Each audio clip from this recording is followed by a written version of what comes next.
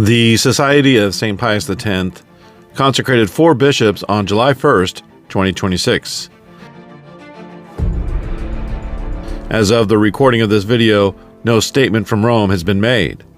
For the purpose of this video, we will assume that an automatic excommunication has been declared and the consecrations called schismatic.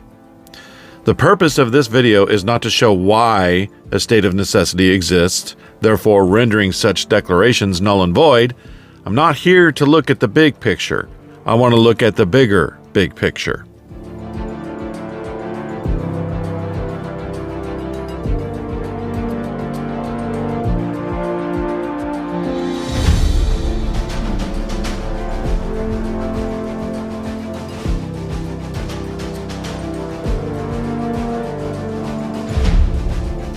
If you like what you see, please like and share the video and subscribe to the channel, turning on all notifications.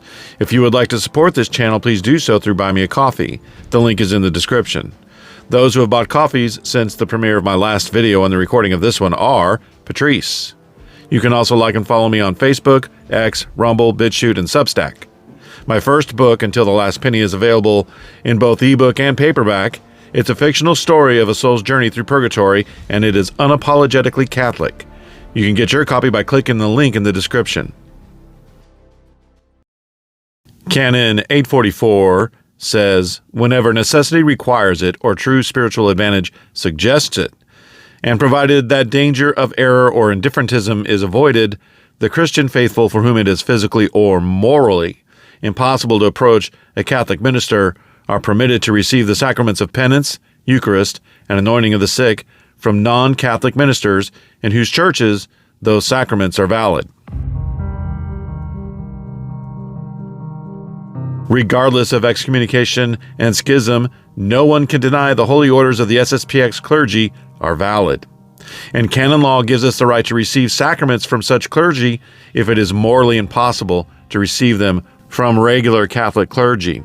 Morally impossible can mean that attending a particular Mass would present such serious moral or spiritual difficulties that a Catholic could, in good conscience, refrain from attending.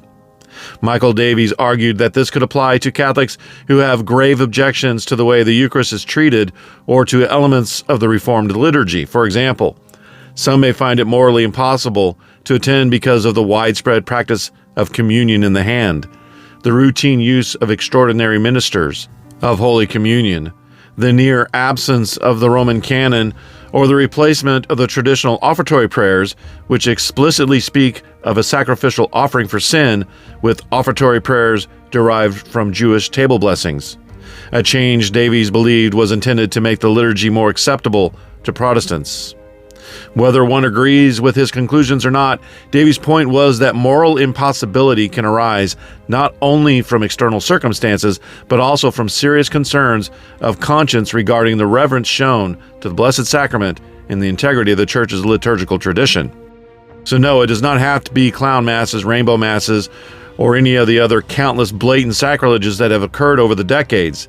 It can be because of the changes to the canon and offertory that are part of the Novus Ordo. The Novus Ordo could be done in Latin ad orientem, no Eucharistic ministers or altar girls, with communion on the tongue, and you can still have a moral problem with the Novus Ordo Mass itself. Why do you think the answer being batted around Rome to please the Latin Mass crowd is a Latin version of the Novus Ordo? Why not just stick with the 1962 Missal? Why are they willing to give a Novus Ordo Mass that looks like the old Mass, but is in fact the Novus Ordo, if there is no difference? If the only differences are externals, ad orientem, communion on the tongue, the use of the Latin language, why are they considering giving the Novus Ordo in that style, but will not just keep the 1962 Missal as is? Why is that unacceptable if there is no real difference? That's because there is a difference, and many would say an unacceptable difference they are trying to impose on us. This code of Canon Law 844 is subjective, not objective. If you don't have an issue with it, that doesn't mean that I don't have an issue with it, and if I do, I'm justified. Interestingly, this law was introduced in the Church with the 1983 Code of Canon Law, undoubtedly for ecumenical purposes, And I'm sure they never dreamed that it could be used in this situation. And of course, many try to say it can't. But the code is pretty clear. If the SSPX priests and bishops are in fact excommunicated and in schism, we can still go to them for moral purposes and receive the Eucharist, absolution, and anointing of the sick. If someone says to me, the SSPX consecrated bishops without papal mandate, the Code of Canon Law is clear. Doing so is an automatic excommunication. I'm not supporting this, yada, yada, yada. Okay, well, I get it. That's a reasonable position. I would point out that the Code of Canon Law is also clear that if this is done out of a state of necessity, or the person thought a state of necessity existed, even if it didn't, that's Canons 1323 and 1324, an automatic penalty cannot be applied. But that's not the point I want to make here. I'm not saying look at the big picture. I'm saying look at the big picture. And that is, whose side is history going to be on in the end? Let's assume everything stays the way it is for another 100 years. The Novus Ordo is dying. Yes, there were a record number of converts this year, but converts do not make up for people leaving the church, and converts don't necessarily stay. 4 out of 5 people raised Catholic leave the church by age 23. This is not the case in the SSPX. According to Father Robinson, his guess was about 1 out of 10. Not the 9 out of 10 ridiculous figures some are saying without any figures or facts to back it up. When baby boomers die off, the mainstream Catholic Church is going to be in trouble. And 95% of Catholics use contraception. That's in the Novus Ordo. That's not the case in the SSPX. The SSPX is full of young couples having lots of babies and homeschooling their kids. In 100 years, everyone alive today will be dead. Where is the Catholic Church going to be substantially? With the wing that uses contraception and what children they do have leave the church, and who the bulk of its members today is over 50 years old? Or the wing that is young, doesn't contracept, and has a whole bunch of babies? Do you see where I'm going with this? It doesn't matter that the Novus Ordo is 90% of Catholicism today, because that's going to flip. And in 100 years, the traditional Catholic movement, the majority of which is the SSPX, will be largely what's left of the Catholic Church.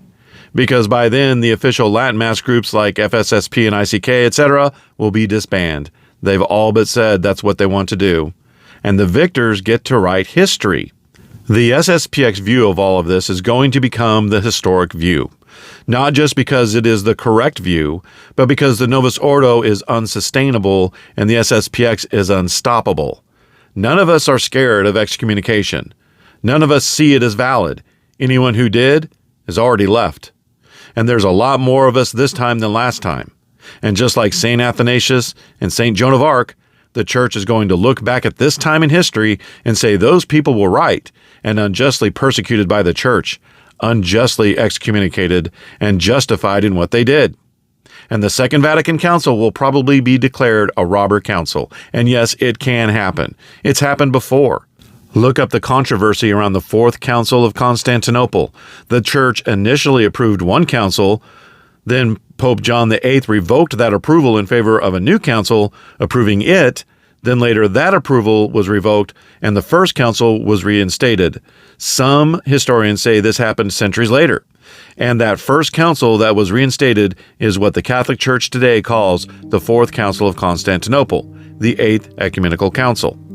So let's recap. For the Eighth Ecumenical Council, the Catholic Church recognized one council, then later rejected that council in favor of another council, recognizing that new council potentially for centuries, only to reject that council in favor of the first council, which it recognizes to this day as the Eighth Ecumenical Council.